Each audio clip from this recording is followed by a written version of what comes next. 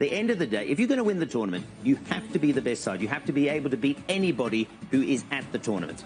Well, Neil, you're kind of hoping for a soft-ish draw, but there's no such thing in the World Cup, you know.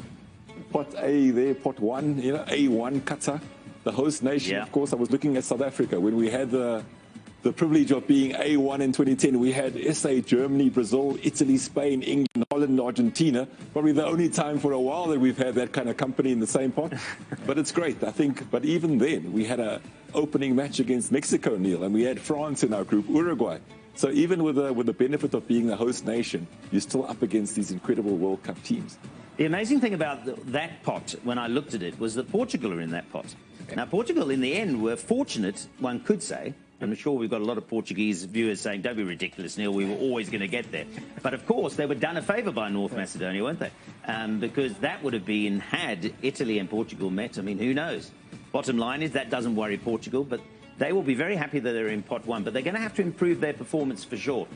I want to bring Bongani in here to talk about the development of a team, because we've frequently said that you can't win a World Cup in the group stage. You can lose, you can get bundled out. But we've seen most teams that go on to win a World Cup have this natural build-up that happens organically. You get better during the tournament.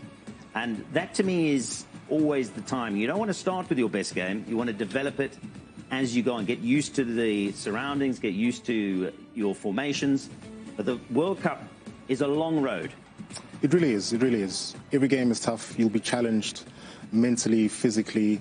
You know, if you go back to 2010, I mean, I believe Spain lost their first game and went on to win the World Cup. I mean, that's quite rare. I think, you know, not many teams have managed to do that. So clearly, something special happened after that first game that allowed them to then kick on and obviously compete at a much higher level with the games that then followed. Yeah, interesting. And when these pools are done and we see the completed draw, how much of it then will be, let's go and tactically work out who we've got to play?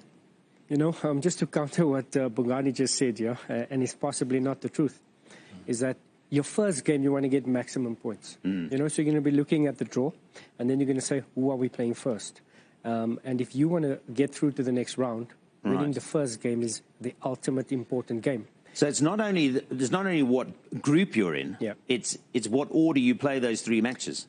Very much so, especially in tournament football. You know, if you manage to get 3 points in the first game, you're almost there. You need a draw in the next 2 games to possibly see you through as the second best placed team. So as much as you're going to be interested to say, okay, who is in my pot, you're then going to say, who's my first game as well. So that certainly plays its part. There's so many different issues to talk about, but if we're looking globally at a broader concept, what is an interesting subject is the amount of football. I'm going to ask Bongani this because you and Stanton would obviously know. Jermaine and I watch a lot of football. We didn't play that much of it. But Bongani, is the wear and tear on the best players in the world who are demanded. If you look at somebody playing out of Liverpool or Manchester United or Manchester City, they've got the Premier League, they've got all of their domestic competitions, then they've got Champions League, then because of who they are, they're called on internationally for World Cup qualifiers. And there's not much of a break now because we've got a Winter World Cup. So would that concern you in terms of keeping your best players and squad fit and healthy? Not really, because I think it's no secret, you know, that the schedule for a professional player these days is optimal. I mean, you play back-to-back games all the time. But I think with the sports science that we have now, with the dietitians and the professionalism of the players last longer. As you can see, Ronaldo is still playing at a high level, and he's been doing it for many, many, many years. I mean, he's honestly a phenomenon. He's probably only got 4 World Cups left. That's how fit he is. Messi might be in his loss. He's probably still got 3 in the tank.